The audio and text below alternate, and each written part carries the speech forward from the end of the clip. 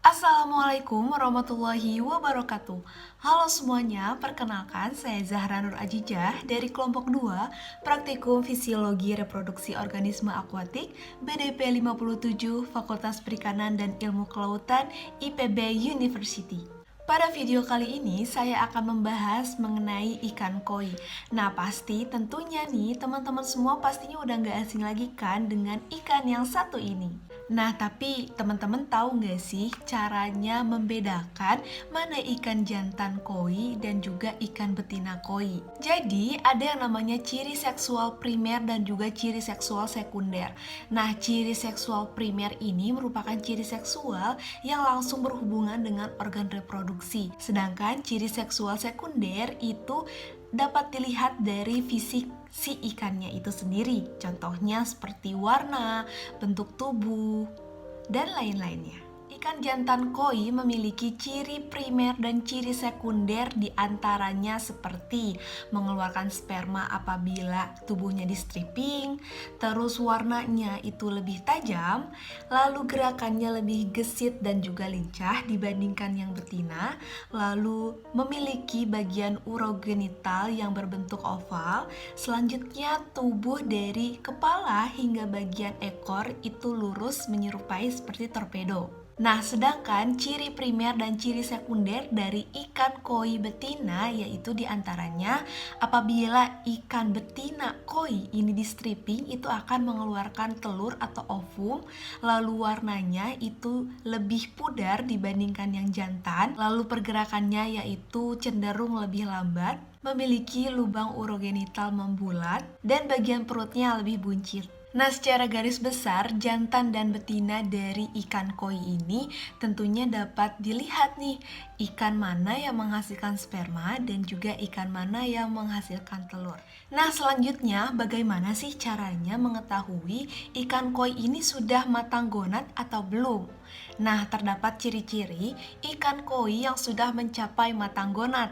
Nah, pada ikan jantan, itu ciri-ciri indukan yang sudah mencapai matang gonad dapat diidentifikasi melalui ciri-ciri seperti berikut. Nah, yang pertama, apabila bagian operkulum itu disentuh, itu akan terasa lebih kasar. Selanjutnya, minimal ikan itu berumur 1 tahun, memiliki panjang minimal 35 cm, apabila di stripping tentunya mengeluarkan sperma dan warnanya lebih cerah dari warna betina. Nah, selanjutnya ciri induk ikan koi yang sudah mencapai matang gonad yaitu apabila bagian operkulumnya disentuh itu akan terasa lebih halus. Minimal ikan berusia 1,5 tahun, memiliki panjang minimal 40 cm. Apabila di stripping tentunya mengeluarkan telur. Dan ciri yang terakhir pada indukan betina ikan koi yaitu gerakannya semakin melambat. Dalam kegiatan budidaya, tentunya para pembudidaya ingin menghasilkan kegiatan yang efisien dan juga efektif. Nah, dalam upaya mempercepat pematangan gonad, dapat dilakukannya induksi hormon untuk mempercepat proses pemijahan pada ikan koi. Nah, perangsangan dari perkembangan telur pada ikan ini dilakukan untuk menciptakan ketersediaan benih yang dapat mencukupi dan juga menciptakan benih yang berkualitas. Mengapa induksi hormon pada ikan koi ini dilakukan? Karena ikan koi termasuk ke dalam komoditas ikan yang sangat berpotensi di Indonesia, sehingga produksi benihnya perlu dilakukan pengontrolan supaya benih yang dihasilkan itu dapat berkualitas. Nah, selanjutnya kita akan membahas mengenai pengawetan gamet, khususnya pada preservasi sperma. Nah, apa itu preservasi sperma?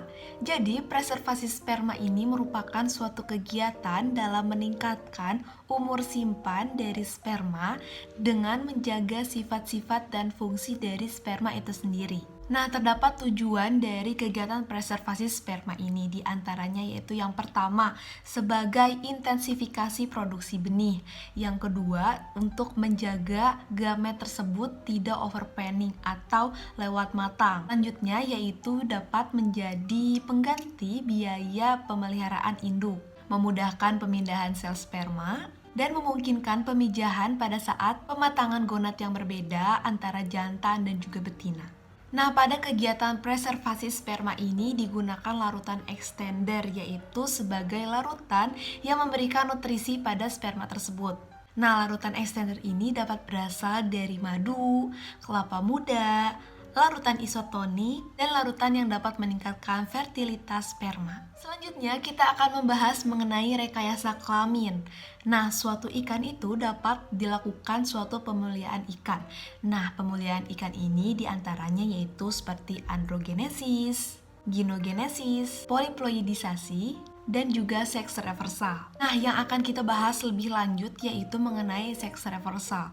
Jadi, seks reversal ini merupakan pengembalian arah perkembangan kelamin, misalnya dari jantan ke betina atau dari betina ke jantan. Tujuannya yaitu untuk menghasilkan populasi yang berkelamin tunggal atau monoseks. Nah, seks reversal ini juga memiliki manfaat, diantaranya yaitu yang pertama, mencegah pemijahan liar, meningkatkan penampilan yang baik, menunjang teknik pemurnian ras ikan, dan juga mendapatkan ikan dengan pertumbuhan yang lebih cepat. Melakukan teknik seks reversal ini dapat digunakan 3 metode. Yang pertama yaitu melalui oral, penyuntikan, dan juga perendaman. Seks reversal ini terjadi pergantian kelamin, misalnya dari jantan ke betina atau betina dari ke jantan.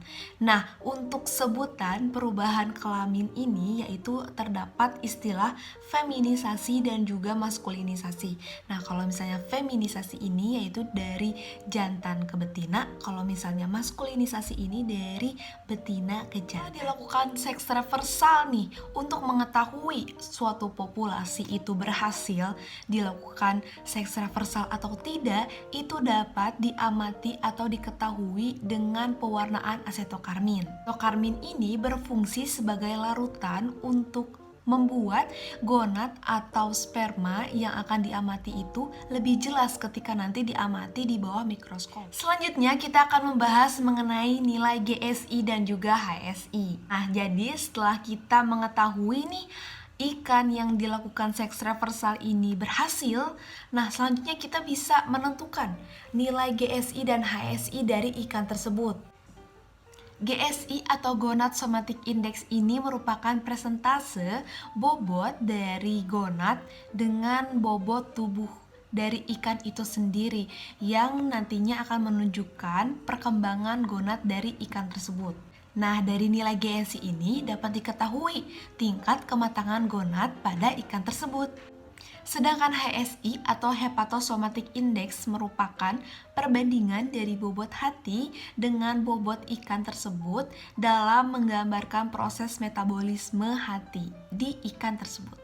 Nah, pada ikan koi, nilai GSI dan juga HSI itu dapat dipengaruhi oleh beberapa faktor. Contohnya yaitu seperti faktor lingkungan, faktor nutrisi pakan, dan juga faktor status individu ikan koi tersebut. Nah, berikut aku tunjukkan formula dalam perhitungan GSI dan juga HSI.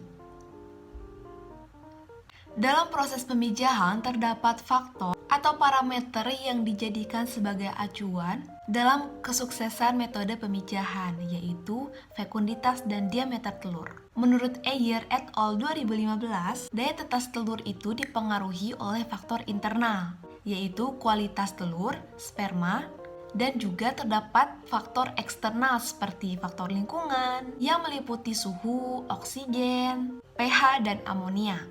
Ikan koi sebagai komoditas ikan yang sangat berpotensi di Indonesia, perlulah dilakukan metode-metode atau pemuliaan supaya benih yang dihasilkan oleh ikan koi tersebut berkualitas dan berdaya saing dengan ikan ekspor. Dengan meningkatnya kualitas ikan koi di Indonesia, akan menjadi faktor keberhasilan juga bagi perikanan di Indonesia.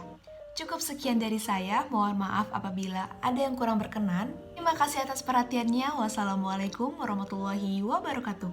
Bye-bye.